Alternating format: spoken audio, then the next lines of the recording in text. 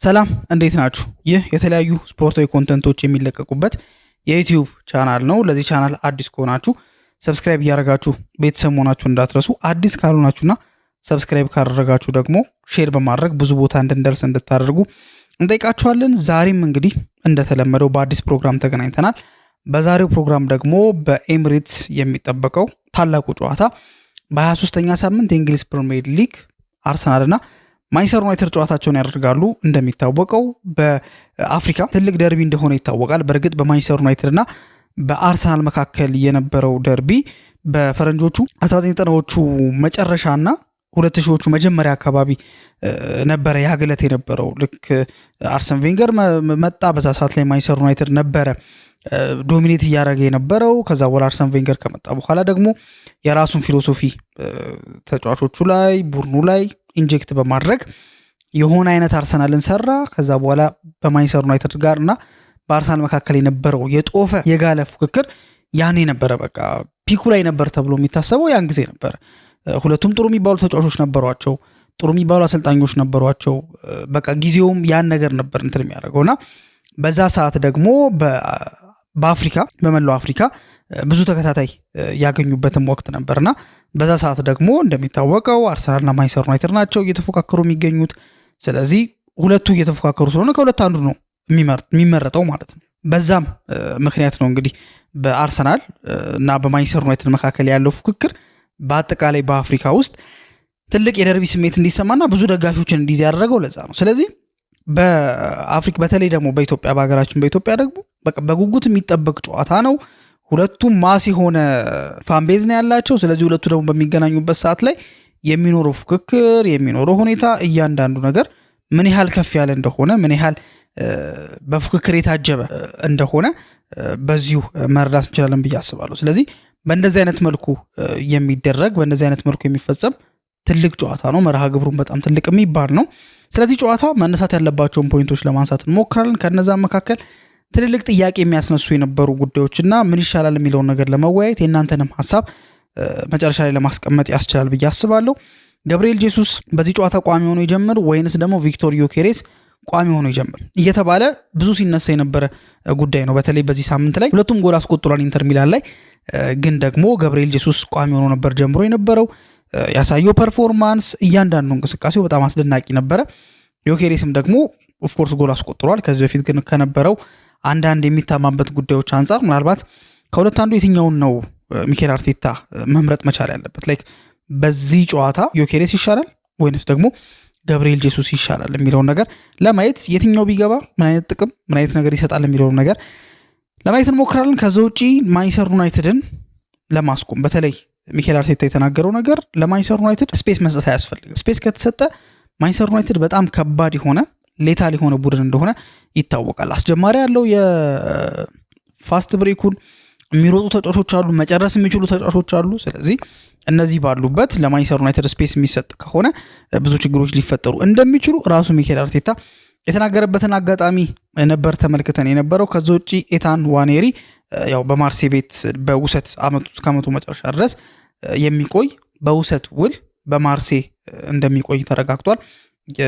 11 ቁጥር መለያ እንደተሰጠው አንዳንድ መረጃዎችን እየተመለከትን እንገኛለን። የሱ መውጣት ጥሩ ሳይድ መጥፎ ሳይድ የሚለውን ነገር ለማየት እንሞክራለን። በመጨረሻም ግን ዩናይትድ አስቸጋሪ የሚያደርገው ነገር ምንድን ነውና መፍትሄዎች ውስጥ ወይ ደግሞ ሚኬል አርቴታ በምን አይነት መልኩ ያንን ነገር ኤክስፕሎይት ማድረግ ይችላል የሚለውን ነገር ለማየት እንሞክራለን። ከእናንተ የሚጠበቀው እስከ ፕሮግራማችን መጨረሻ ድረስ መከታተል ብቻ ነው። ለዛም ደግሞ ተጋብዛችኋል። አርሰናልና ማንቸስተር ዩናይትድ የሚያደርጉት ጨዋታ እንግዲህ ቅድም እንዳልኳችሁ መግቢያ ላይ በአፍሪካ በተለይ አሁን ለምሳሌ በዓለም አቀፍ ደረጃ ካየን ኦፍኮርስ ትልቅ ፋን ቤዝ ነው ያላቸው ሁለቱም። ግን እንደ ደርቢ እስከ መቆጠር ድረስ የሚታወቅበትና የደርቢ ስሜት የሚታይበት ግን ከእንግሊዝም በላይ በአፍሪካ ውስጥ ነው። በሀገራችን ያለውን ሁኔታ እንመለከታለን። በሌሎች የአፍሪካ ሀገራትም ይሄን ነገር ስንመለከት ቆይተናል። አሁን ደግሞ እንደዚሁም ደግሞ በራሳችንም ሀገር ያለውን ሁኔታ እንመለከታለን። አብዛኛው ደጋፊ እግር ኳስ ተመልካቹ በኢትዮጵያ ውስጥ ወይ ማንቸስተር ዩናይትድ ደጋፊ ነው ወይ ደግሞ የአርሰናል ደጋፊ ነው። በተለይ ደግሞ በዛን ጊዜ የነበረው ተጽዕኖ ያለባቸው ሰዎች ማለት ነውና በዛ ምክንያት ይሄ ጨዋታ በጣም እንዲጠበቅ በውጉት እንዲጠበቅ በቃ ብዙ ነገሮች ኤክስፔክት እንዲደረጉ ይደረጋል። እና ደግሞ ብዙ ደግሞ ሜሞሪዎችንም ደግሞ አሳይተውናል አይደለ? ብዙ ፋይቶች ነበሩት፣ በቃ የስሜት ትግሎች ነበሩት፣ የማይረሱ አጋጣሚዎች። የቬራንና የሮይኪንን አጋጣሚ ማንም አይረሳም አይደለ? በሁለቱ መካከል የነበረው ሰጥ አገባ ገና ሜዳ ውስጥ ሳይገቡ መልበሻ ክፍል ውስጥ የተደረገውን ሰጥ አገባ እናስታውሳለን። በቬራና በኪን መካከል ሜዳ ውስጥም ብዙ ነገሮች ነበሩ የነበሩት፣ በጣም ብዙ ነገሮች ማለት ነው። በነ ቫን ኒስተልሮይ በኩልም ያሉ ነገሮች አሉ። ኢያን ራይት በነበረበት ሰዓት ላይ የምንመለከታቸው ነገሮች ነበሩ። ብቻ በጣም ብዙ ነገሮች በዚህ ደርቢ ላይ ተፈጥሯል እና ያ ነገር የእግር ኳስ ተመልካቹ ድጋሚ ማየት፣ ድጋሚ ያንን ሴንስ ማድረግ፣ ያንን የጋለ ስሜት አሁንም ድረስ ኤክስፔሪንስ ማድረግ የሚፈልጉበትን አጋጣሚ ነው የምንመለከተው እና የጨዋታ በብዙ ይጠበቃል። ራሱ ሚኬል አርቴታንም ራሱ ጠይቀውት ነበረ። ምናልባት በመጨረሻዎቹ ቅድም እንዳልኳችሁ የደርቢው ስሜት በጣም የነበረው ተጋግሎ የነበረው ፒኩ ላይ የነበረው በፈረንጆቹ 1990 መጨረሻ እና 2000ዎቹ መጀመሪያ አካባቢ ነበር። ከሆነ ጊዜ በኋላ አርሰናል እየወረደ መጣ። ማንቸስተር ዩናይትድም ደግሞ በተለይ ደግሞ ከሰር አሌክስ ፈርጉሰን በኋላ ያለው ፐርፎርማንስ ግራፉ እየወረደ የመጣበትን መንገድ ነው የተመለከትነው እና ሁለቱም ያ ነገር ስለሌለ ነገርየው እየቀዘቀዘ የመጣበት አጋጣሚ አለ። ግን ሚኬል አርቴታን ግን እንዴት ነው ያ ነገር ኢንስፓየር አላደረገህም ወይ ወደ ፕሪሚየር ሊግ እንድትመጣ አላደረገህም ወይ ብለው ጠይቀውት ነበርና እሱ ራሱ እንደተናገረው ምንም ጥርጥር የለውም በደንብ ነው ኢንስፓየር ያደረገኝ።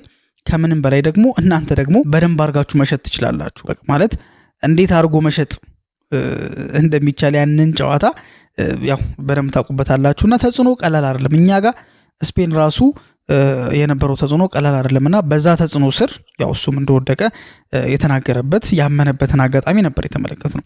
ታዲያ ወደዚህኛው ጨዋታ ወደ 23ኛው ሳምንት ትንቅንቃቸው በምንገባበት ሰዓት ላይ ያው የተለያየ መልክ ነው ያለው ጌሙ አይደለም። ለአርሰናል የዋንጫ ህልውናው ነው።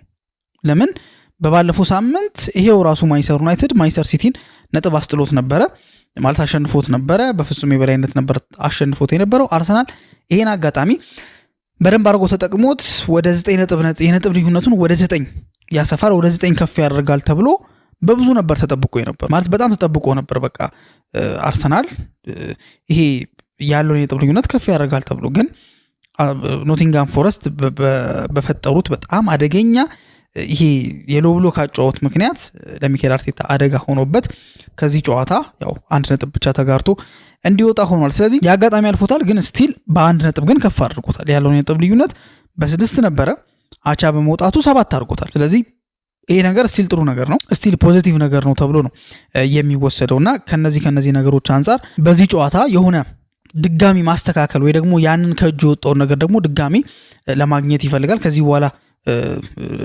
ነጥቦችን ሉዝ ማድረግ የማይፈልግበት አጋጣሚ ነው ያለው። እንደሚታወቀው የዋንጫ ፍክክሩ እየጦፈ የመጣበት ሁኔታ ነው ያለውና ከዛ አንጻር ይፈልገዋል። ማንቸስተር ዩናይትድ ደግሞ ለቶፕ 4 እየታገለ ነው፣ ለቶፕ 5 እየታገለ ነው። በአዲስ አሰልጣኝ ስር ነው እየተጫወተ የሚገኘው እስከ ዓመቱ መጨረሻ ድረስ ጨዋታውን የሚመራው ማይክል ካሪክ እንደሆነ ይታወቃል። ስለዚህ ቶፕ 4 ከመግባት አንጻር እንደዚሁም ደግሞ ኮንሲስተንሲውን ለማምጣትም ነው አላማቸው። ግን ሁለቱም ግን ይሄንን ውጤት ግን በደንብ አድርገው እጅግ በጣም ይሄንን ውጤት ይፈልጉታል። ሶ የጦፈ ፉክክር በማዕከላቸው ሊኖር እንደሚችል ይገመታል። ታዲያ በዚህ ጨዋታ ላይ ከሳምንቱ አጋማሽ እንቅስቃሴ ከዛ በፊትም ከነበሩት ሁኔታዎች ላይ ተነስተን የሚነሳ አንድ ጥያቄ አለ። በ9 ቁጥር ቦታው ላይ በዚህ በኤምሬትሱ ግጥሚያ ከማንቸስተር ዩናይትድ ጋር በሚደረገው ትንቅንቅ ገብርኤል ጄሱስ ቋሚ 11 ውስጥ ይግባ ወይንስ ቪክቶሪዮ ኬሬስ ይግባ?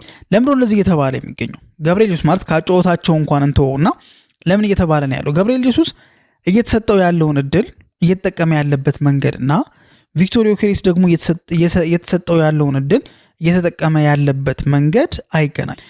ብዙዎች እንደሚሉት ገብርኤል ጄሱስ ከረዘም ላለ ጊዜያቶች ለብዙ ወራት በኤሲኤል ጉዳት ለቡድኑ ግልጋሎት መስጠት አልቻለም።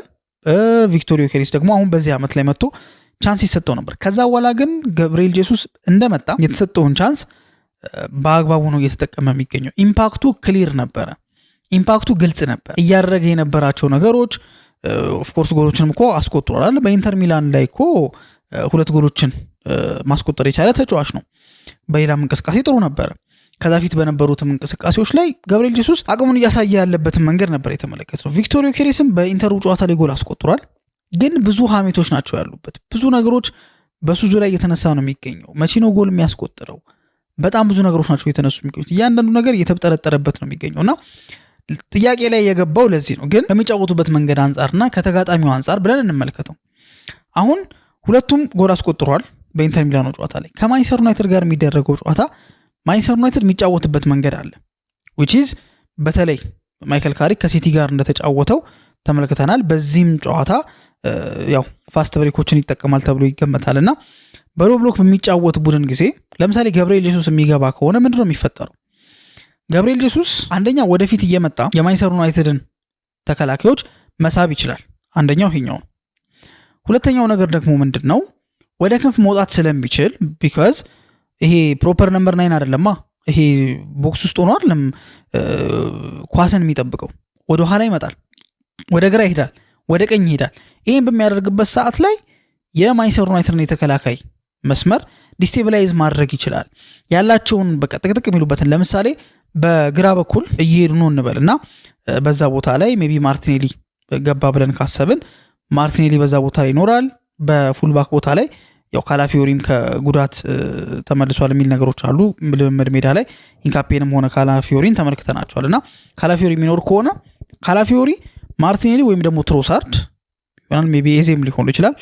በግራ በኩል ይሆኑና ገብርኤል ጄሱስ ይጨመርበታል። ሲጨመርበትስ የዩናይትድ የተከላካይ መስመር ዲስቴብላይዝ ያደርጋል ብያቸዋለሁ ቅድም በሙቭመንቱ ማለት ነው።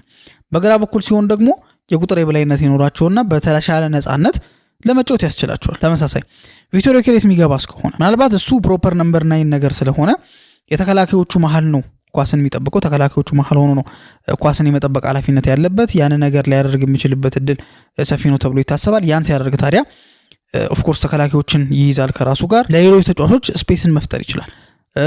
9 ቁጥር ቦታ ላይ ነው የሚጫወተው። የተለያዩ አጋጣሚዎች ላይ ቦታዎችን ካገኘ መጨረስ የሚችልበት አጋጣሚ አለ። ሲቀጥል ደግሞ በሎንግ ቦሎች የሚገኙ በሎንግ ፓስ የሚገኙ ኳሶችን መጠቀም ስለሚችል በአንዳንድ ሁኔታዎች ላይ ዩናይትድ በፋስት ብሬክ ሊሄድ ብሎ ከከሸፈበት አደጋ ለመፍጠር ይችላል። ግን ማን ነው የሚሻለው? ከወቅታዊ ፐርፎርማንስ አንጻር ከምናምን አንጻር ግን መረጃዎች እንደሚያሳዩት ከሆነ ገብርኤል ጄሱስ የተሻለ ቻንስ ያለው ይመስላል ተብሎ ይታሰባል። ከዛ ውጪ ሚኬል አርቴታ የተናገረው ነገር ምንድነው? ለማንቸስተር ዩናይትድ ስፔስ አትስጧቸው፣ መሰጠት የለበትም ለዩናይትድ ስፔስ ከሰጠን። ምክንያቱም ብሩኖ ፈርናንዴዝ ያን ካውንተር አታክ ተመልክተናል አይደለ? አማድ ዲያሎ፣ ብሩኖ ፈርናንዴዝ፣ ብራያን ምቡሞ የሮጡበትን መንገድ ተመልክተናል። ሶ ብሩኖ ፍጥነትን ከፓሲንግ ችሎታ ጋር፣ ብራያን ምቡሞ ፍጥነትን ኳስ ከመጨረስ ማለት ከፊኒሺንግ ጋር፣ አማድ ፍጥነትን ድሪብል ከማድረግ ቻንስ ክሬት ከማድረግ ጋር አዋዶ ያዘ ተጫዋች ነው። እነዚህ ተጫዋቾች ባሉበት ታዲያ ስፔስ የሚሰጣቸው ከሆነ ከባድ ነው። ስፔስ ካልተሰጣቸው ግን እንዳልኳችሁ በፋስት ብሬክ ነው የሚጫወቱት፣ ፈጠን ብሎ ለመሮጥ ነውና ስፔስ ካልተሰጣቸው ይሄን ነገር ማድረግ አይችሉም ማንቸስተር ዩናይትዶች። ስለዚህ ራሱ ሚኬል አርቴታ እንዳለው ለማንቸስተር ዩናይትድ ስፔስ ከተሰጠ ትልቅ አደጋን ይፈጥራል ብሎ ነበር የተናገረው። ከዛ ውጪ ዋኔሪ ያው ቅድም እንዳልኳችሁ በውሰት የለም። ኤዜ መምጣቱን ተከትሎ ነው ዋኔሪ ያው ሊወጣ የቻለው ተብሎ ይታሰባል። ምክንያቱም ኤዜን ለማምጣት አርሰናል አላሰበም ነበረ።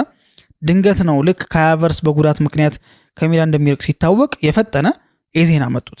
ግን እስከዛ ግን የነበረው ውሉን ሲያራዝም ግን ዋኔሪ ምን ነበር ተባብሎ የነበረው እድል ታገኛል። ግን የሃቨርስ መጎዳት ግን ለኤዜ እንዲሄዱ አደረገና የኤዜ ደግሞ መምጣት ለማርቲኔሊ ችግር የፈጠረበትን መንገድ ተመልክተናልና ኤዜም ግን አሁን በዚህ ክለብ ውስጥ እየተጫወተ አይደለም የሚገኘው፣ ቤንች ላይ ነው እየተደረገ ያለው። ባለፈው ጨዋታ ገብቷል፣ ግን አመርቂ የሚባል እንቅስቃሴ አይደለም ያደረገውና በዚህ ጨዋታ ምን ይፈጠራል የሚለውን ነገር ደግሞ እንመለከታለን። ከዛ ውጪ ቅድም እንዳልኳችሁ ዩናይትድን አስቸጋሪ የሚያደርገው በፋስት ብሬክ ስለሚጫወቱ ነው በዋናነት። ሶ ማድረግ ያለበት አርሰናል ምንድነው ይሄ ያለውን ብዙ ጊዜ በሎ ብሎክ የሚጫወቱ ቡድኖች ጠበብ አድርገው ነው የሚጫወቱት፣ ላይክ ሰብሰብ ይላሉ፣ ስፔሶችን ይዘጋጋሉ ምናምን ነገር። ሶ በተለያየ ምክንያት ስትሬች ለማድረግ መሞከር። ቅድም እንዳልኳችሁ ገብርኤል ጄሱስ ከገባ ወደ ግራ ከሄደ ግራ ላይ ኦቨርሎዲንግ ስለሚፈጠር ለመርዳት ተከላካይ መሄዱ አይቀርም። ያኔ ስትሬች ያደርገዋል ሆሪዞንታሊ። ስትሬች ካደረገው ታዲያ ስፔስ ያገኛሉ።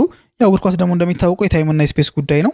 ስፔስ ከተገኘ ታይም ካገኘ ታይሚንጉን ጠብቆ አደጋ መፍጠር የሚችልበት አጋጣሚ አለ። ይህ መንገድ አለው እንዳልኳችሁ። ዊንግ ላይ ኦቨርሎዲንግ መፈጠር መቻል አለበት። ሲቀጥል መታገስም ድንገቴ የሆኑ ይሄ እንቅስቃሴዎች መደረግ አለበት። ላይክ ፔሸንትሊ ኳስን ማንሸራሸር ካለባቸው ወደ ግራ ወደ ቀኝ መሃል ላይ ምናምን ማድረግ ካለባቸው ታግሰው ሳይቸኩሉ ጊዜያቸውን መጠቀም አለባቸው። ግን ዩናይትዶችን አላምደው በቃ ቀስ ቀስ እያሉ ኳሱን እያንሸራሸሩ ካላመዷቸው በኋላ ግን ወዲያው ሰደን የሆኑ ቼንጆችን በማድረግ ማንቸስተር ዩናይትዶችን መቅጣት ይችላሉ ተብሎ ይታሰባል። ሚኬል አርቴታ ምን አይነት አፕሮች ይዞ ይገባል የሚለው ነገር ደግሞ በውጉት እንድንጠብቀው የሚያደርገን ጉዳይ ነው ብዬ አስባለሁ። የእናንተ ሀሳብ ግን ምንድነው የሚለውን ነገር ደግሞ በኮሜንት ሴክሽን ላይ አስቀምጡልን። የውጤት ግምታችሁንም በዛው አስቀምጡልን። እስካሁን ድረስ ስለተከታተላችሁን እናመሰግናለን።